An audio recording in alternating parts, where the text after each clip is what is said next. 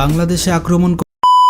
Hello viewer, welcome back to another video. Viewer फिर से बहुत ही ज्यादा इंटरेस्टिंग और इंफॉर्मेटिव किस्म की वीडियो आप लोगों के साथ शेयर करने वाले हैं। वीवर, भारत बांग्लादेश पर कब्जा क्यों नहीं कर सकता, बांग्लादेश वर्सेस भारत। वीवर, बहुत ही ज्यादा इंफॉर्मेटिव किस्म की वीडियो आज हम आप लोगों के साथ शेयर करने वाले हैं। अभी तक आप लोगों ने हमारे चैनल को सब्सक्राइब नहीं किया हुआ तो जल्दी से हमारे चैनल को सब्सक्राइब कर लीजिएगा। तो बिना टाइम वेस्ट किए वीडियो को स्टार्ट करते हैं।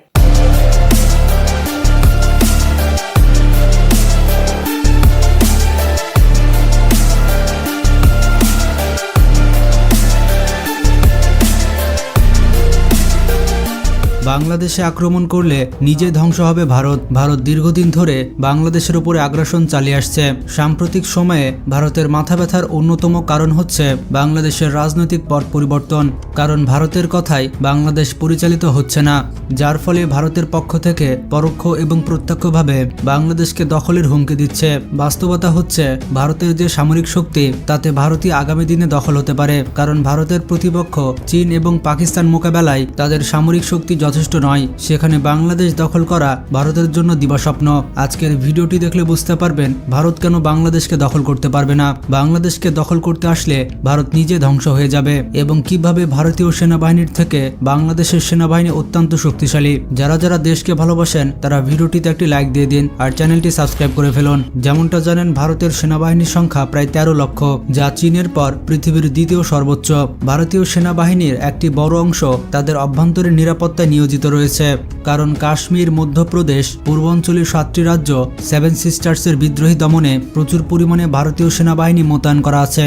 অন্যদিকে পাকিস্তানের সেনাবাহিনীর সংখ্যা প্রায় 7 লক্ষ, যার একটি অংশ রয়েছে অভ্যন্তরীণ নিরাপত্তার স্বার্থে। সুতরাং পাকিস্তানকে এবং অভ্যন্তরীণ সংকট মোকাবেলায় ভারতীয় সেনাবাহিনীর অন্তত 8 লক্ষ সৈনিক প্রয়োজন হবে।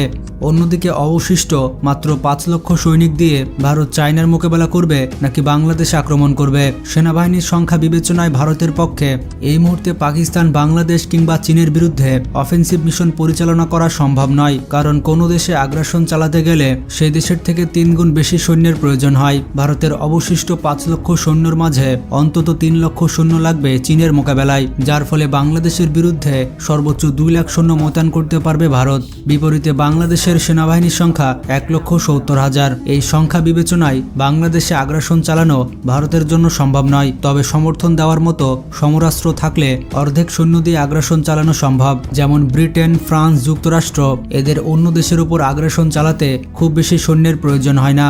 কারণ বিমান বাহিনীর অব্যাহত সমর্থন পেলে কম সৈন্য দিয়ে যুদ্ধে জয়লাভ করা সম্ভব। তাই ভারতীয় বিমান বাহিনীর সক্ষমতা সম্পর্কে আলোচনা করা দরকার। বন্ধুরা, বিমান বাহিনী বলতে শুধুমাত্র যুদ্ধ বিমানকে বোঝায় না, বিমান বাহিনীর লজিস্টিক সক্ষমতা এর থেকে বেশি গুরুত্বপূর্ণ।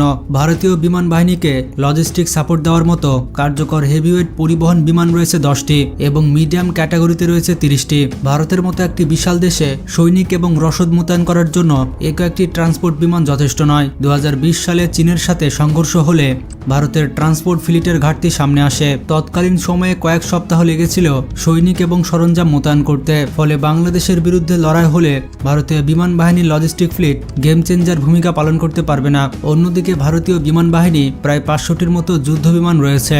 এতে কোনো সন্দেহ নেই বাংলাদেশের গুরুত্বপূর্ণ স্থাপনা সহজে বিমান হামলার মাধ্যমে ধ্বংস করতে সক্ষম হবে। কারণ বাংলাদেশের তেমন কোনো শক্তিশালী যুদ্ধ বিমান নেই যা দিয়ে এই সকল ফাইটার জেটের মোকাবেলা করা সম্ভব। তবে বাংলাদেশের ভূখণ্ড দখল করতে হলে ভারতীয় বিমান বাহিনী তেমন কার্যকরী ভূমিকা পালন করতে পারবে না। কারণ ভারতের বেশিরভাগ যুদ্ধ বিমান কাউন্টার স্ট্রাইক মিশন পরিচালনা করতে সক্ষম নয়। তারা এরকম মিশন শুধুমাত্র সিনেমাতে দেখাতে পারে। ভারতের কাছে রয়েছে 270টি SU-30। এগুলো হচ্ছে এয়ার সুপিরিয়রিটি ফাইটার। MiG-21 এবং জাগুয়ার বর্তমান সময়ে অকার্যকর যুদ্ধ বিমান। ভারতের একমাত্র অ্যাটাক মিশনে পারদর্শী যুদ্ধ বিমান হচ্ছে মেরিজ 2000 এবং ব্যাসার্স রাফাল যুদ্ধ বিমান, যার সংখ্যা প্রয়োজনের তুলনায় যথেষ্ট নয়। কারণ 40+ মিরেজ 2000 এবং 36টি রাফাল যুদ্ধ বিমান দিয়ে বাংলাদেশে আগ্রাসন চালানোর মতো সক্ষমতা পাবে না। তাছাড়া ড্যাসাল্ট রাফালের মতো যুদ্ধ বিমান বাংলাদেশের বিরুদ্ধে ব্যবহার করার সুযোগ নেই। মাত্র 36টি এ ধরনের ফাইটার জেট রয়েছে যেগুলো ভারতীয় বিমান বাহিনীর শক্তি। চীন এবং পাকিস্তানের মোকাবেলায় এই কয়েকটি যুদ্ধ বিমানের কোনো বিকল্প নেই। ভারতীয় বিমান বাহিনী রীতিমতো হিমশিম খাচ্ছে যুদ্ধবিমান সংকট নিরসনে। যদিও ভারতের অনেক যুদ্ধবিমান মনে হতে পারে, তবে প্রতিপক্ষের মোকাবেলায় তা যথেষ্ট নয়, কারণ পাকিস্তানের নিকট বড় অঙ্কের J-10C এবং F-16 যুদ্ধবিমান রয়েছে। ফলে ভারতের রাফাল যুদ্ধবিমান ছাড়া সেগুলোকে মোকাবেলা করা কঠিন। অন্যদিকে চীনের বিমান বাহিনীর সাথে ভারতের বিমান বাহিনীর কোনো তুলনা চলে না। সুতরাং 40টি মিরাজ 2000 দিয়ে বাংলাদেশকে আক্রমণ করতে পারবে না ভারত। গড়ে দৈনিক 2 থেকে 3টি স্থানে তারা সাপোর্ট দিতে পারবে। জায়গার তুলনায় এটি 50 ভাগের 1 ভাগও হবে না। তাছাড়া গ্রাউন্ড স্ট্রাইক মিশনে আসলে ম্যানপ্যাড এয়ার ডিফেন্সের কাছে নিয়মিত যুদ্ধবিমান ধ্বংস হবে, যার ফলে ধীরে ধীরে এই সংখ্যা কমে আসবে। বাংলাদেশের বিরুদ্ধে ভারতীয় সেনাবাহিনী যেমন যথেষ্ট নয়, ঠিক তেমনই দেশটির বিমান বাহিনী যথেষ্ট নয়। এটি শুধুমাত্র আগ্রাসনের কথা বিবেচনা করলে। তবে নির্দিষ্ট লক্ষ্যবস্তুতে আঘাত করলে তা ধ্বংস করার সক্ষমতা ভারতীয় সেনাবাহিনীর এবং বিমান বাহিনীর রয়েছে।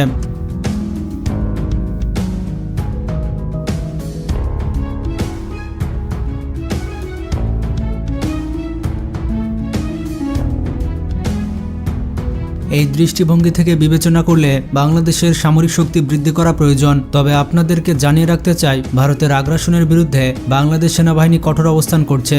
বাংলাদেশ সেনাবাহিনী নতুন নতুন সব অস্ত্র ক্রয় করছে, যা সত্যি প্রশংসনীয়। চলুন এ বিষয়ে আপনাদের কিছু তথ্য দিই। বাংলাদেশের সবথেকে শক্তিশালী বাহিনী হচ্ছে বাংলাদেশ সেনাবাহিনী। দেশের যে কোনো বিপদ আপদে ভরসার জায়গা হচ্ছে সেনাবাহিনী।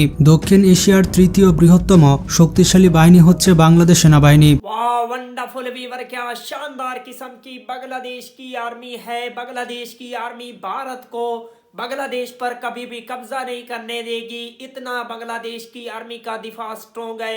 अगर भारत बांग्लादेश पर कब्जा करने का सोच रहा है तो ये भारत की बहुत बड़ी भूल है। बांग्लादेश की आर्मी मुंह तोड़ जवाब देगी भारत को ऐसा सबक सिखाएगी कि भारत कभी बांग्लादेश की तरफ मैली आंख से देखने की कोशिश नहीं करेगा।